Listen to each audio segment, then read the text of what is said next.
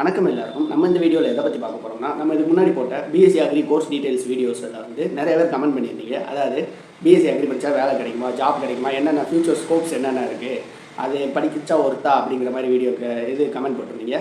அதுக்கான ஒரு வீடியோ தான், பதிவு தான் இது. இந்த வீடியோவில் நம்ம என்னென்ன பார்க்க போகிறோம்னா, பிஎஸ்சி அக்ரியோட admission details, per course details, per placements and future. ஓகேவா? அதாவது பிஎஸ்சி அக்ரி படித்து முடிச்சதுக்கப்புறம் என்னென்ன பிளேஸ்மெண்ட்ஸ் ஆஃபர்ஸ் இருக்கும், என்னென்ன ஜாப்ஸ் இருக்கும், அது போக என்னென்ன ஹையர் ஸ்டடீஸ் நம்ம பண்ணலாம், அதை பற்றி. பிறகு உங்களோட கெரியர் க்ரோத் எப்படி இருக்கும் பிஎஸ்சி அக்ரிகல்ச்சர் படிச்சது, ஃபைனலாக பிஎஸ்சி அக்ரி படிக்கலாமா வேணாமா அப்படிங்கிறது கடைசியில் சொல்லுவேன். ஸோ வீடியோ ஸ்கிப் பண்ணாமல் எல்லாரும் கடைசி வரைக்கும் பாருங்கள்.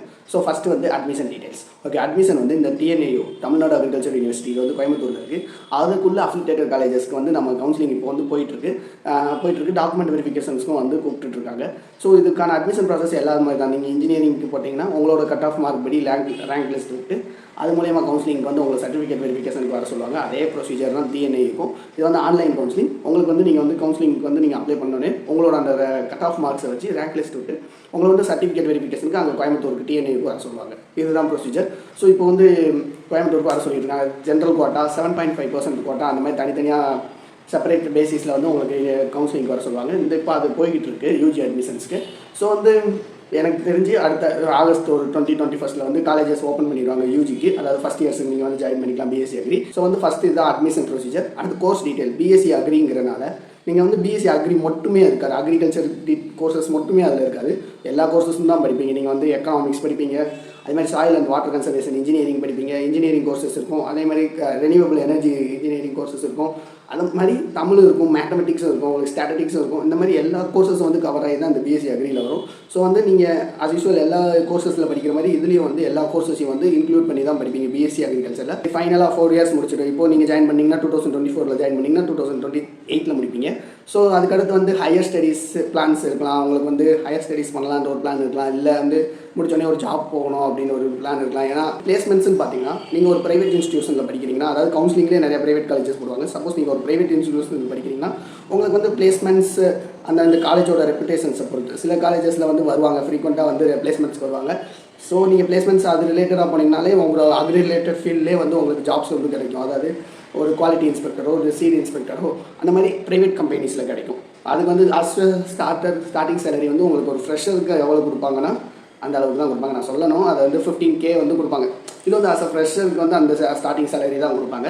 ஸோ இது நான் அடுத்து ஹையர் ஸ்டடீஸ் நீங்கள் எம்எஸ்சி பண்ணலாம். அதுலேயே எம்எஸ்சி தனித்தனி டிபார்ட்மெண்ட்ஸில் பண்ணலாம். பிஎஸ்சி அக்ரி காமனாக இருக்கும். அது எம்எஸ்சி நீங்கள் அக்ரானமி, பிளான்ட் பேத்தாலஜி, என்டமாலஜி இந்த மாதிரி கோர்ஸஸில் நீங்கள் எம்எஸ்சி பண்ணலாம். எம்எஸ்சிக்கு ஒரு என்ட்ரன்ஸ் எழுதணும். நீங்கள் நார்மலாக கவுன்சிலிங் மாதிரி கூப்பிட மாட்டாங்க.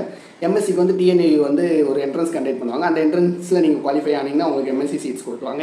எம்எஸ்சி முடிச்சிங்கன்னா நீங்கள் assistant professor, senior research fellow அந்த மாதிரி ஜாப்ஸ்க்கு நீங்கள் அப்ளை பண்ணி நம்ம டிஎன்ஏவிலேயும் சீனியர் ரிசர்ச் ஃபெல்லோ அப்படிங்கிற போஸ்ட்லாம் போடுவாங்க. அதுக்கு நம்ம அப்ளை பண்ணி இன்டர்வியூ கிராக் பண்ணி நம்ம போகலாம். இதுதான் ஹையர் ஸ்டடீஸை பொறுத்த வரைக்கும். பிளேஸ்மெண்ட்ஸை பொறுத்த வரைக்கும் ப்ரைவேட் ஜாப்ஸ் ஈஸி தான். அதாவது பிளேஸ்மெண்ட்ஸ் அவங்க காலேஜஸில் பிளேஸ்மெண்ட்ஸ் வந்தாங்கன்னா ப்ரைவேட் ஜாப்ஸ், அதாவது அக்ரி ரிலேட்டட் ஃபீல்டில் ஈஸி தான். அப்படி இல்லைன்னா நம்ம வெளியே பிஎஸ்சி அக்ரி முடிச்சுட்டு ஒன்ஸ் வெளியே நீங்கள் ஜாப்ஸ்க்கு எதுக்காச்சும் அப்ளை பண்ணிங்கன்னா அக்ரி ரிலேட்டட் ஜாப்ஸ்க்கு கண்டிப்பாக எக்ஸ்பீரியன்ஸ் கேட்பாங்க. மினிமம் 1 year எக்ஸ்பீரியன்ஸ் கேட்பாங்க. அது கொஞ்சம் கஷ்டமாக இருக்கும். அப்படியே இல்லைனாலும் ஸ்டார்டிங் சேலரி உங்களுக்கு அந்த 12 to 15K தான் இருக்கும். இது ப்ரைவேட் ஜாப்ஸுக்கு. ஓகேவா?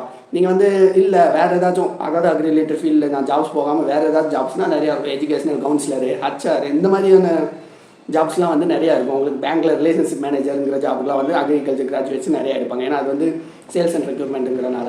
ஸோ அஸ் அ ஃப்ரெஷராக அந்த சேலரி நம்ம எக்ஸ்பெக்ட் பண்ணலாம்.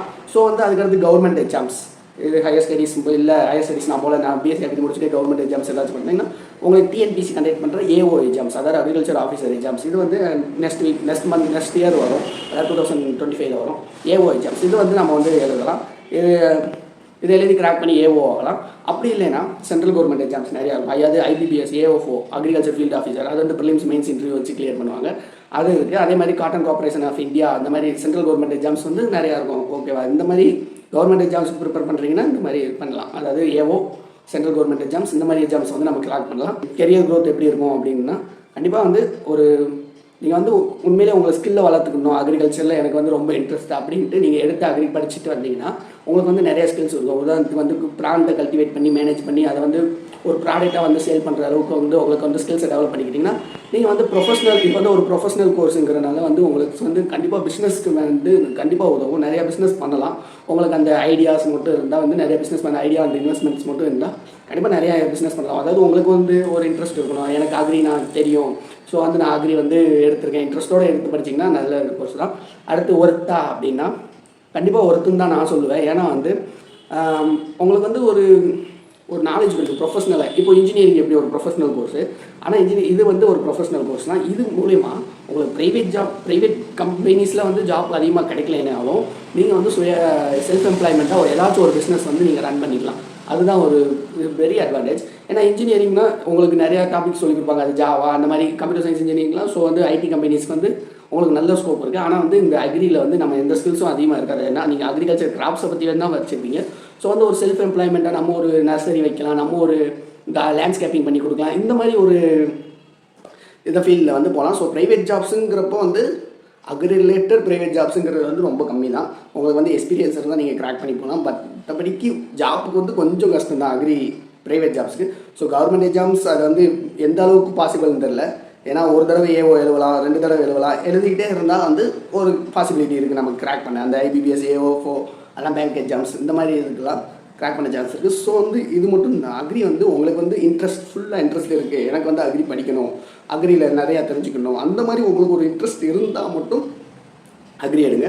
அதுக்கு முன்னாடி உங்களோட சாய்ஸ் வந்து நீங்கள் டிசைட் பண்ணுங்கள். நெய்பர்ஸ் எல்லாருக்கிட்டையும் ஒரு அட்வைசஸ் வாங்கி நீங்கள் டிசைட் பண்ணுங்கள், என்ன பண்ண போகிறேன், நான் 12th முடிச்சிருக்கேன், இந்த கோர்ஸ் ஜாயின் பண்ண போகிறேன், அது இன்ஜினியரிங்காக இருக்கட்டும், ஆர்ட்ஸ் அண்ட் சயின்ஸாக இருக்கட்டும், எதுனாலும் அவங்க நீங்கள் டிசைட் பண்ணுங்கள். அவங்க படிச்சிருக்காங்க அக்ரி, அதனால் நானும் படிக்கிறேன், அவங்க படிச்சுட்டு இப்போ நல்ல பொசிஷனில் இருக்காங்க, அக்ரி படிச்சு நானும் அந்த பொசிஷனில் இருக்கேன், எந்த இது வேணாம். இந்த மாதிரி வீடியோவுக்கு வந்து நம்மளோட சேனல் சப்ஸ்கிரைப் பண்ணி வச்சுக்கோங்க. ஸோ நிறைய டவுட்ஸ்லாம் இருக்கும், அதை வந்து என்னோட கமெண்ட் செக்ஷனில் வந்து நீங்கள் சொல்லுங்கள். தேங்க்யூ ஃபார் வாட்சிங்.